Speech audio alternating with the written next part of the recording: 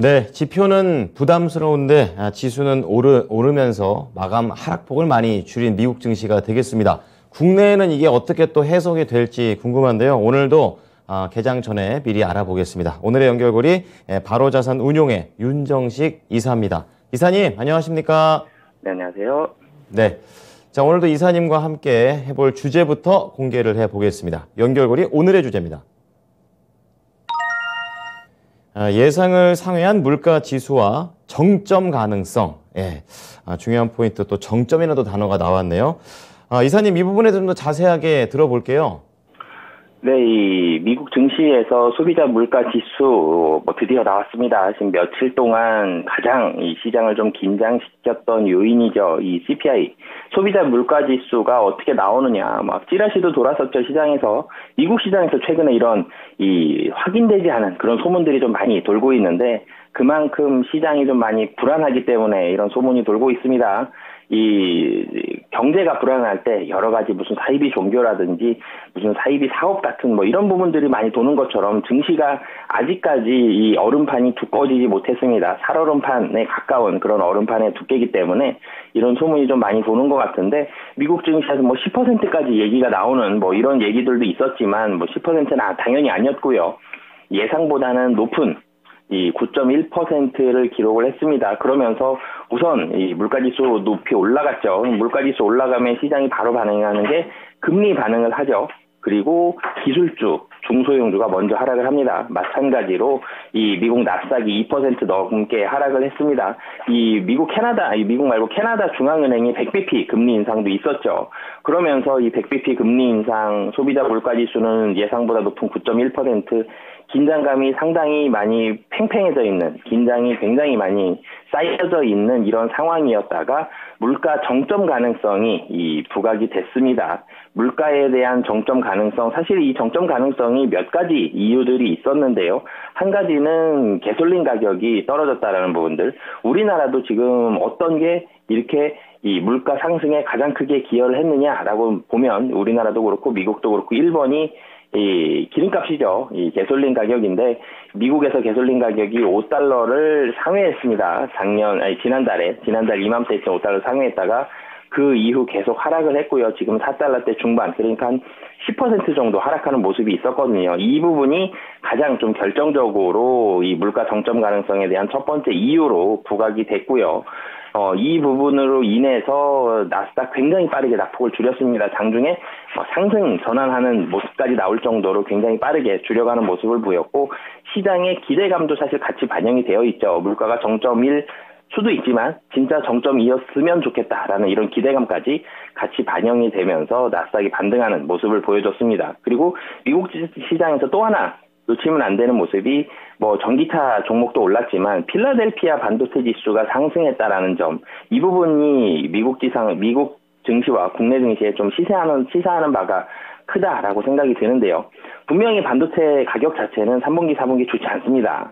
좋지 않음에도 불구하고 올라가는 이유는 두 가지 이유인데요. 내년을 바라봤을 때 좋다라는 거, 그리고 또 한 가지는 이 실적이 떨어지는 거 대비해서 주가가 너무 많이 떨어졌다. 그러니까 밸류에이션 매력이 부각이 됐다. 이 두 가지 포인트거든요. 그러니까 이제부터 시장을 바라볼 때 특히 대형주들 위주로는 내년이라든지 하반기 실적이 좋아지는 종목 중에서 밸류에이션 매력이 있는 종목들은 당분간 분위기가 괜찮을 가능성이 높다라는 힌트를 여기서 좀 얻어볼 수 있을 것 같습니다.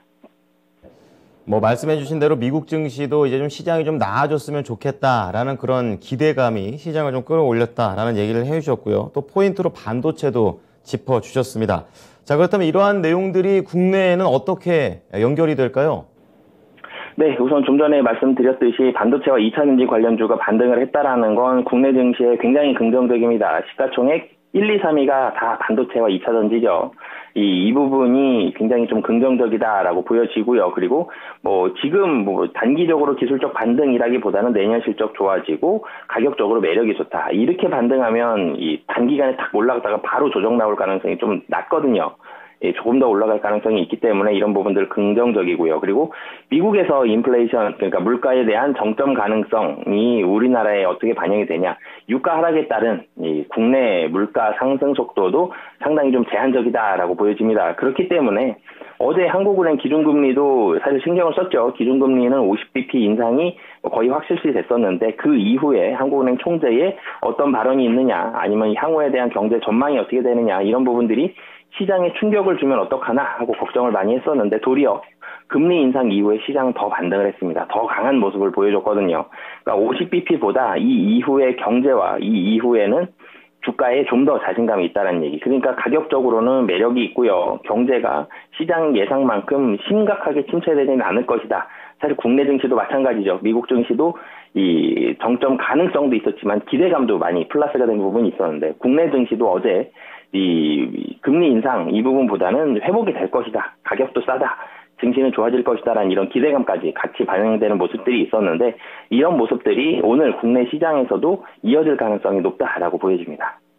네, 뭐 전반적으로 미국 증시에서 반도체하고 2차 전지 이제 이쪽에 대한 분위기가 괜찮았던 것, 그리고 물가 상승이 좀 제한적일 수 있다라는 내용 자체가 오늘 미국 증시에 이어서 국내 증시까지도 좀 긍정적으로 이어질 수 있는 가능성을 얘기해 주셨습니다.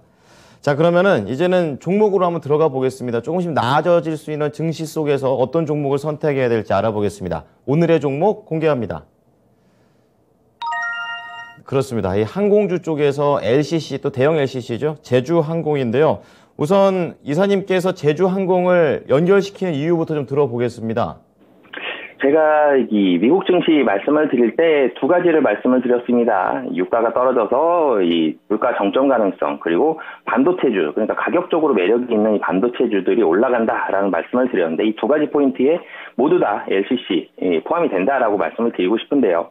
우선은 이 미국 증시에서 항공주들이 분위기가 괜찮습니다. 2분기 이 매출액이 뭐 괜찮은 부분들이 있었고 그리고 유나이티드 항공, 델타 항공들도 분위기가 괜찮은 모습이 있었거든요. 그러니까 국내 증시로 사실 이어졌을 때 뭐 아시아나항공과 대한항공은 먼저 실적이 좋았고요. 근데 LCC들은 이 2분기 실적은 컨센서스를 하회했는데 3분기도 적자 나겠죠. 적자 나겠지만 눈에 띄게 적자가 줄을 겁니다. 그리고 4분기 말 혹은 내년 1분기 초에 흑자가 더 나게 거의 확실시 되고 있는 그런 상황이기 때문에 이 지금 실적은 좀 좋지 않은데 이후의 실적을 봤을 때 실적이 좋아진다라는 포인트. 그러니까 낙폭 과대 종목에 관심이 올라가고 있는데 거기에 이 LCC가 들어간다는 게 또 한 가지고요. 그리고 또 한 가지는 이 국제유가가 100달러 아래로 내려와 있죠. 그러면서 물가 지표도 좋아지고 있는데 항공주들이 유가에 굉장히 좀 민감합니다. 유가가 올라가면 유류할증료 부담을 시키지만 유류할증료가 부담이 되는 것보다 유가가 올라갔을 때 항공주들이 단기적으로 받는 피해가 훨씬 크기 때문에 유가가 떨어졌을 때 유가의 하락에 대한 수혜주로 항공주들, LCC들 많이 부각이 되는데 이런 부분들이 뭐 어제 국내 시장에서도 많이 부각이 됐죠. 워낙 많이 떨어진 데다가 국제유가도 100달러 하회했는데 당분간 좀 많이 오를 가능성은 좀 낮아 보입니다. 이게 유가가 사실 굉장히 높은 편이거든요. 이 팬데믹 2019년 말에 팬데믹 이전의 국제유가를 살펴보면 50불에서 70불이었습니다. 그런데 지금 100달러 정도죠. 그러니까 이 시장의 원유에 대한 수요가 팬데믹 이전보다 더 많이 늘어나지 않았는데 이만큼 늘어났다는 얘기는 투기 수요가 이만큼 들어갔다는 얘기인데 투기 수요가 요즘에 빠지고 있습니다. 국제유가는 좀 더 빠질 가능성이 높고요. 이런 부분들 봤을 때에는 항공주들의 유가 하락에 대한 수혜까지 예상이 된다라고 말씀드리겠습니다. 네. 자, 이 유가 하락세, 그리고 과한 종목의 하락세의 정점에 제주항공이 들어가 있다. 이렇게 또 말씀을 해주시면서 뭐 델타항공 실적도 지금 뭐 매출이 좀 잘 나왔고 또 그 상황에서 주당 순위가 약간 좀 밀리긴 했지만 앞으로의 전망 자체는 회사 측은 좋게 보고 있는 상황입니다. 자, 미국과 그리고 국내 이제 항공주 쪽을 좀 엮어보고 있는데요. 그렇다면 대형 항공사들보다 이 제주항공사가 갖고 있는 매력이 있다면 어떤 게 있을까요? 우선 대형 항공사들 실적이 먼저 회복이 됐죠. 주가도 먼저 반영이 됐습니다. 이 LCC 제주항공이 갖고 있는 이 가장 큰 매력은 두 가지다라고 보시면 되겠는데요. 한 가지는 가격이 쌉니다. 가격이 상당히 많이 떨어져 있죠. 가격이 상당히 많이 떨어져 있다는 점은 상당히 빠르게 올라갈 가능성이 높다라는 얘기인데 빠르게 올라가려면 실적이 뒷받침이 돼야 되죠. 근데 실적이 이제는 회복이 됩니다. 좀 전에 말씀드렸듯이 국제유가가 빠른 속도로 떨어졌습니다. 2분기 실적이 시장 예상치보다 나빴던 이유가 리오프닝에 따른 해외 노선이 생각보다 빠르게 회복이 못한 부분도 있었지만 국제유가도 너무 높았거든요. 이런 부분들이 반영이 됐었는데 그 두 번째 요인이 국제유가가 빠르게 하락할 가능성이 높다라는 점. 그럼으로써 실적에 대해서 기여도가 이 실적이 회복 속도가 빨라진다라는 점. 그리고 실적이 회복되는 게 가시화가 됩니다. 3분기부터는 적자가 빠른 속도로 줄어드는 게 눈에 보일 겁니다. 그 정도로 실적이 좋아진다라는 점. 그리고 이 마지막으로는 이 국제 노선이 회복이 됐을 때 LCC들이 상당히 탄력적으로 올라갈 가능성이 높습니다. 지금 미주 노선과 유럽 노선은 증편을 7월부터 하고요. 그리고 일본의 자유여행은 풀리겠죠, 당연히. 일본의 자유여행까지 해결이 된다라면은 LCC들 실적에 대해서 상당히 좀 탄력적으로 빠르게 올라갈 가능성이 높다라고 말씀드리겠습니다. 네, 싸고 호실적 나오고 유가 하락에다가 이제 국제 노선까지 회복되면은 또 LCC에 대한 기대감까지 반영된다. 이렇게 얘기해 주셨는데요. 지금 이제 어제 가격으로 제주항공이 좀 많이 올랐네요. 6.6% 오르면서 15,300원입니다. 매수가랑 목표가 어떻게 잡을까요? 우선 6.6% 올랐지만 그래도 거의 전저점 수준이죠. 박스권 하단입니다. 굉장히 부담 없는 가격이 맞고요.